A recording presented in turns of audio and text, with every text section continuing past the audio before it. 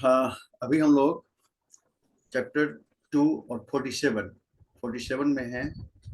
इसमें कि भगवान अब कर्मयोग की शिक्षा दे रहे हैं। माध्यम अर्जुन है और निशाना हम सभी लोग हैं।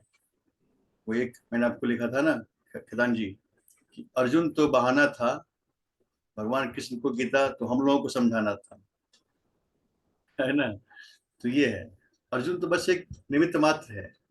भगवान अर्जुन के द्वारा हम सभी तक पहुंच रहे हैं।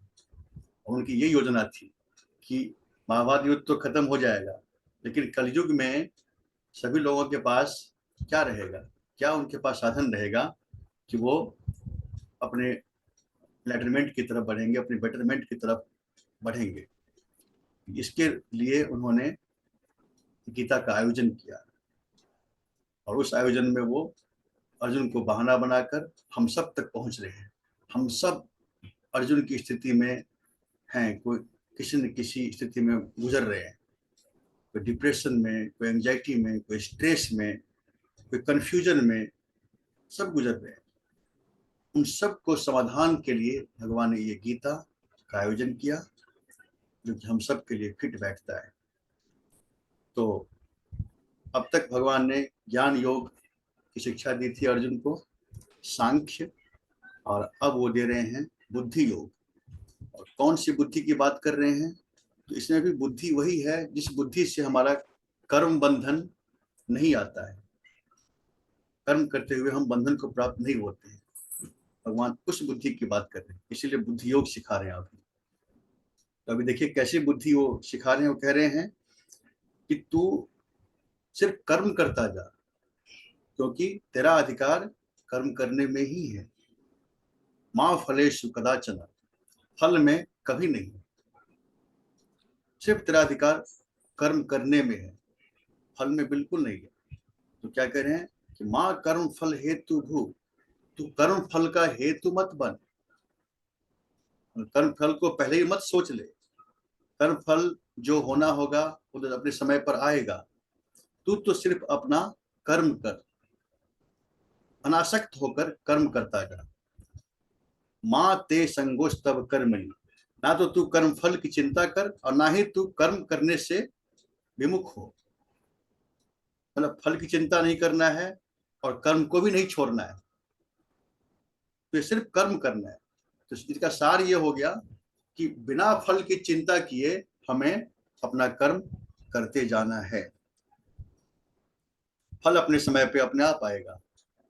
इसका एग्जाम्पल समझते हैं कि एक किसान है जो अपने खेत में बुआई करना चाह रहा है, और उसका पिछले साल का ये एक्सपीरियंस है कि पिछले साल उसको जो है ना बाढ़ आ गई थी, है ना। बाढ़ आ गई थी, सारे फसल बह गए थे। तो इस बार भी वो डर रहा है कि मैं क्या करूं, बुआई करूं कि ना करूं। इस बार भी कहीं बाढ़ आ जाए तो क्या फायदा, बुआई करूं कि ना करूं। लेकिन अगर वो ये विचार करके वो छोड़ दे बुआई करना, तो क्या पता आगे जो है बाढ़ ना आए, फसल सबका अच्छा हो जाए, उसके खेत में फसल नहीं रहेगी। तो इसी इस श्लोक से ये टीचिंग मिल रहा है कि उस किसान को बुआई तो कर देना है, अपना काम कर देना है, और बाकी आगे जो होगा वो छोड़ देना है डिवाइन पर, नेचर पे। वो उसके वश में है भी नहीं। जो हमारे वश में नहीं है उसकी चिंता हम क्यों करें? उसकी चिंता करके हम अपने आप को डिप्रेशन में क्यों ले जाए? तो जो हमारे हाथ में है वो उसको करें, जो हमारे हाथ में नहीं है उसकी चिंता उस पर छोड़ दें, जिसके हाथ में सब कुछ है। तो बस जग की चिंता जगदीश पर। हमें तो बस अपना काम करना है, अपना अपना रोल प्ले करना है। अपना रोल यही है कि कर्म करते जाओ। कर्मण्यवादी, मेरा अधिकार ही कर्म करने में है, फल में है ही नहीं। तो फल को सोच करके हम खुद ही आफत मोल ले लेते हैं, खुद ही चिंता मोल ले लेते हैं। लेकिन इसका जो विश्लेषण है काफी मेरे को याद नहीं है, बट दो तीन लोगों ने हम्म। इसको एक ऐसे समझाया कि भाई फल की चिंता तो इंसान करेगा, हम्म। क्योंकि ये एक वो इंसान, ये एक मतलब इंसान का नेचर है। लेकिन फिर वो हमको याद नहीं है क्या बोला था वो, लेकिन जो बोला था बड़ा अच्छा बोला था कि फल की चिंता करेगा, लेकिन भगवान कृष्ण का मतलब ये था कि या तो ये है कि उसको यानी प्रभु के हवाले कर दो कर्म फल को। हमें याद नहीं है, हम तो खाली अभी जो मेरे एक दिमाग में आई बात तो आपको कहे कि अगर, लेकिन उसके लिए भी वो वो आदमी की आत्मा को काफी ऊपर उठना पड़ेगा कि ये सोचने के लिए भी आज के जमाने में कि जो भी मेरे को फल मिलता है वो मैं प्रभु के अर्पित कर दे, जो फल मिल रहा है अर्पित वो कर, प्रभु को समर्पित है। हाँ प्रभु मतलब को, हाँ मेरा प्रभु को कर्म करे। भी समर्पित है और फल भी समर्पित है, दोनों समर्पित हमने कर दिया। हाँ कि मेरे को याद नहीं आ रहा, लेकिन किसी ने इसका एक तो हमको लगा यार अब की बार ये इंसान ने, क्योंकि क्या है देखिए आज के दिन मॉडर्न माइंड जो है वो इस श्लोक पे बहुत क्वेश्चन करता है। वो कहता है it is not humanly possible to work without the desire of results,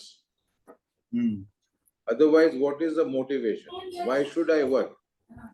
देखिए ये जनरल प्रैक्टिस ये है कि डिजायर को मन में लाए बिना वो कर्म नहीं करता है, इन जनरल है। बट ऐसे कि अब एक प्लेयर ऐसा भी है जो कि सिर्फ अपनी विक्ट्री देखता है, विक्ट्री के बारे में सोच करके ही वो खेलता है ना। और दूसरा प्लेयर इस मानसिकता के साथ खेल रहा है कि मुझे प्ले खेलना है, अच्छी तरह से प्ले में इंटरेस्ट ले रहा है, तो है ना। तो जब रिजल्ट आएगा ना, तो एक वो पहला व्यक्ति जो विक्ट्री को माइंड में लेकर के खेल रहा था कि मुझे जीतना है, और वो उस तरह से खेल रहा था, लेकिन रिजल्ट में अगर वो उसकी हार मिल गई तो ऐसा प्लेयर जो है सुसाइड भी कर लेता है। लेकिन दूसरा प्लेयर जो प्ले को इंटरेस्ट लेके खेल रहा था, मुझे खेलना है, खेलने में मुझे इंटरेस्ट आ रहा है, जीत हार तो जीत हार तो बात की बात है, अभी खेलना मेरे हाथ में है, उसको अच्छी तरह से हम खेलें अगर, तो जीत अपने आप आएगा ही। देखिए दो बातें, मानसिकता की बात है। एक मानसिकता है कि जीत को ही हमने अपने माइंड में ले लिया कि हमें जीतना है, तो जीत एक तरह से हमें अटैचमेंट हो गया, एक तरह से जीत हमारे लिए अटैचमेंट हो गया। और दूसरे तरह से मानसिकता क्या हुई कि हमें खेलना अच्छी तरह से है, जो कर्म है वो मुझे अच्छी तरह से करना है। अच्छी तरह से अगर खेलना होगा तो जीत तो आएगी उसे खाते में, है ना। Man of the match, man of the series दोनों होता है। मैन ऑफ द मैच जो जीतने वाले को होता है, मैन ऑफ द सीरीज हारने वाले के खाते में मैन ऑफ द सीरीज पड़ता है, अच्छी तरह से खेला तो उसको मैन ऑफ द सीरीज मिलता है। तो इसमें भगवान का ये कहने का मतलब है कि हम कर्म को अपनी पूरे ईमानदारी से करें, फल हमारे पास अपने आप चल के आएगा। फल को सोचने की जरूरत नहीं है हमें। फल सोच लिया हमने, बेसिकली कोई स्टूडेंट ये सोचे कि मुझे क्लास में फर्स्ट होना है, फर्स्ट होने के लिए पढ़ रहा हूँ, फर्स्ट होने के लिए अगर पढ़ रहा हूँ ऐसा माइंड में है, तो वो मार्क के प्रेशर में पढ़ेगा कि मुझे मार्क चाहिए अधिक, मार्क चाहिए अधिक। और अगर रिजल्ट में उसको मार्क नहीं आए तो ऐसा स्टूडेंट डिप्रेशन में जाएगा, सुसाइडल केस की तरफ भी चला जाएगा।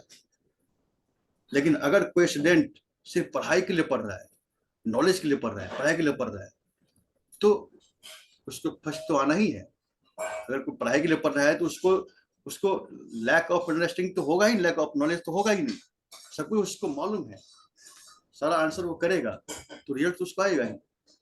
तो ये सोच की बात है कि हम रिजल्ट को अपने माइंड में ला करके ना कर्म करें, कर्म को अच्छी तरह से अंजाम दें, तो रिजल्ट बेटर तो आएगा ही हमारे पास।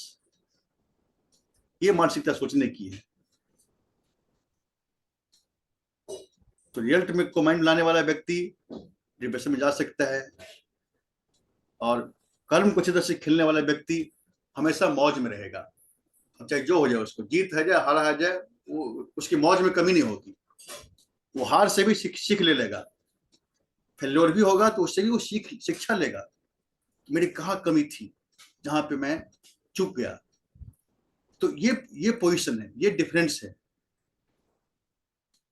तो वो व्यक्ति कर्मयोगी है जो सिर्फ कर्म को अच्छी तरह से खेलता है, करता है, और दूसरा व्यक्ति कर्मठ है। कर्मठ कर्मयोगी में दोनों में अंतर है। कर्मठ जो कि खूब कर्म कर रहा है और रिजल्ट को पहले मन मिला करके और खूब मतलब घोर वो कर रहा है, लेकिन उसके माइंड में रिजल्ट है, पहले कर किया हुआ है। कर्मयोगी मतलब कर्मयोगी क्या है कि रिजल्ट को ध्यान में लेकर के उस कर्म को अच्छी तरह से प्ले कर रहा है। तो रिजल्ट में जो भी हो, रिजल्ट में कोई जरूरी नहीं है कि व्यक्ति जो है जीतेगा या हारेगा। वही तो अर्जुन की क्वेरी क्या है कि मुझे नहीं पता कि इस युद्ध में मैं जीतूंगा कि हारूंगा। भगवान कह रहे तो जीत हार को छोड़ रहा, तो सिर्फ अपना कर्म का, अपना युद्ध करना शुरू करना। तो युद्ध अगर धर्म के लिए कर रहा है तो तेरे खाते में जीत तो आएगी। चिंता छोड़ दे कि मैं जीतूंगा कि हारूंगा। तो वही बात हम लोग के साथ भी है कि हम लोग जो भी काम कर रहे हैं, कोई भी कंपटीशन को तैयारी कर रहे हैं, किसी चीज की हम प्रोजेक्ट की तैयारी कर रहे हैं, तो हम सिर्फ अपना अपना बेस्ट दें। अपना बेस्ट देंगे ना तो मेरे पास बेस्ट ही आएगा। ये रूल है, ये लॉ है। इसलिए जो है हमें ये श्लोक 1 था।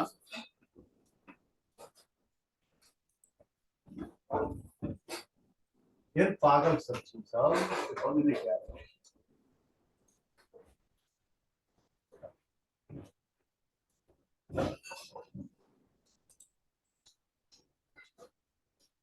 और अब हम आते हैं सेकंड श्लोक पर। इसमें भगवान कह रहे हैं योगस्थः कुरु कर्माणि संगम त्यक्त्वा धनंजय सिद्ध सिद्ध्यो समो भूत्वा समत्वम योग उच्यते। भगवान कह रहे हैं कि योग में स्थित होकर कर्म करो। अब योग कैसे आएगा? भगवान ने कह दिया योग में स्थित होकर कर्म करो। अब किस योग की बात कर रहे हैं? वो योग कैसे आएगा? भगवान कह रहे हैं संगम त्यक्त्वा धनंजय। जो तुम्हारा अटैचमेंट है उस अटैचमेंट का त्याग कर दो। अटैचमेंट, अटैच होकर कर्म करना।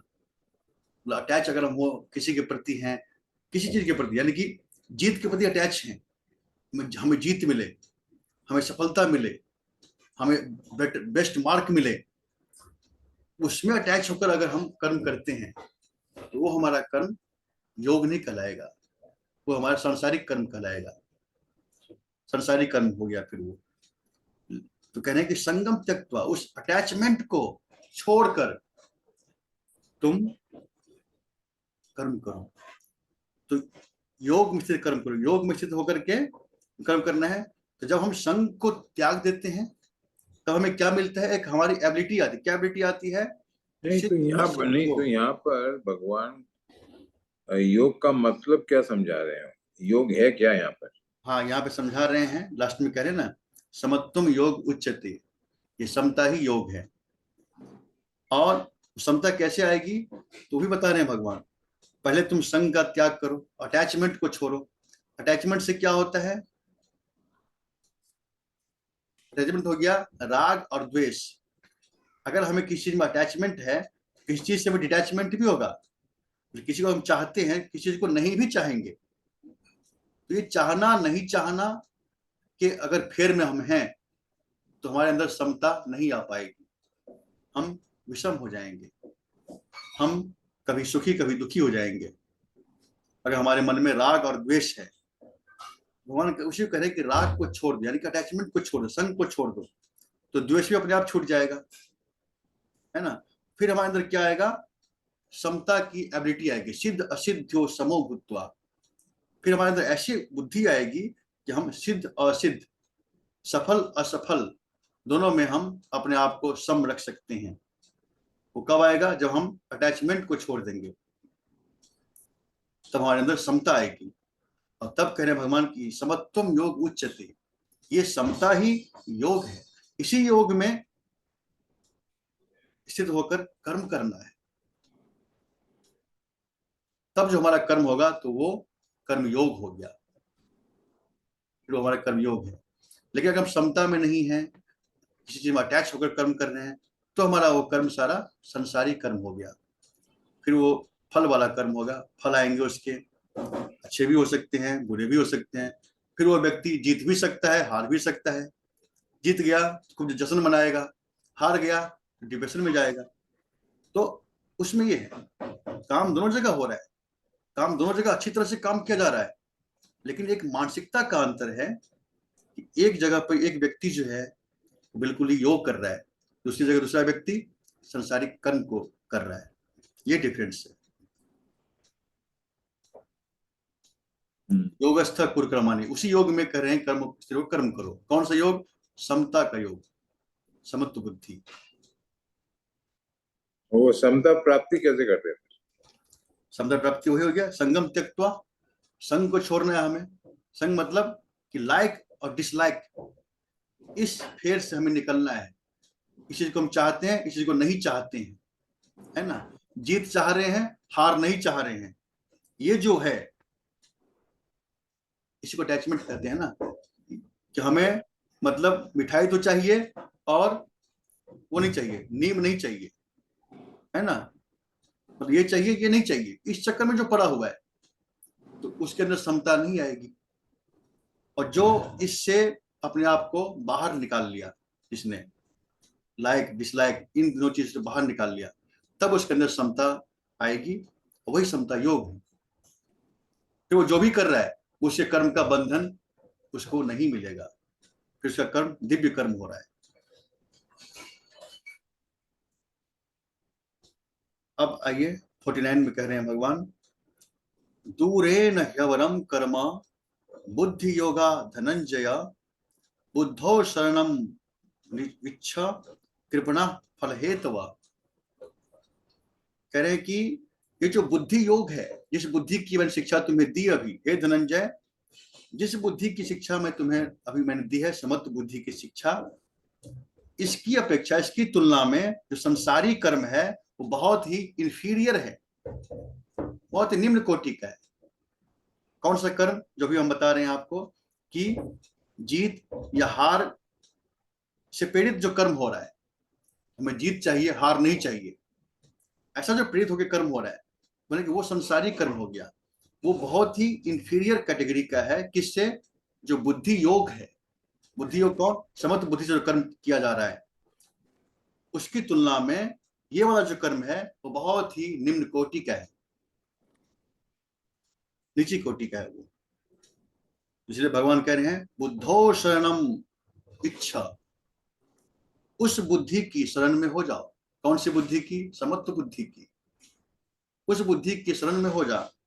और कृपणा फल हेतु, जो दूसरे तरह के जो लोग हैं कर्म करने वाले, वो बहुत कृपण है, कंजूस हैं।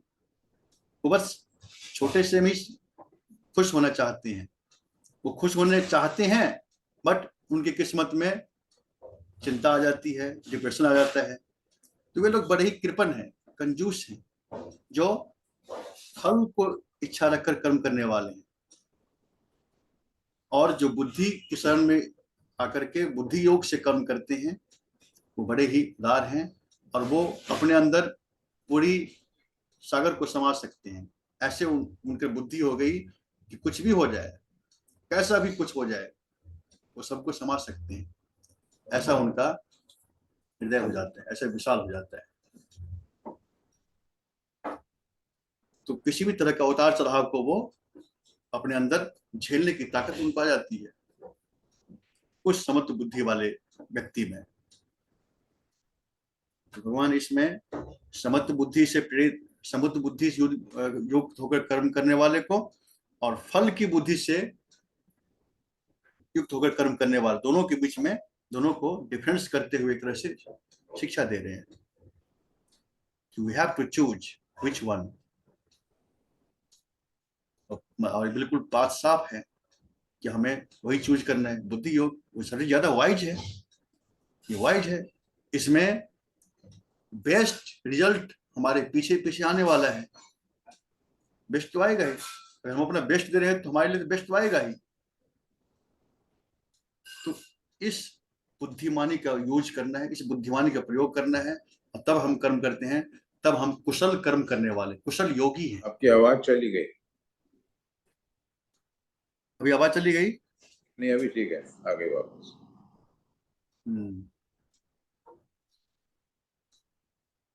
तो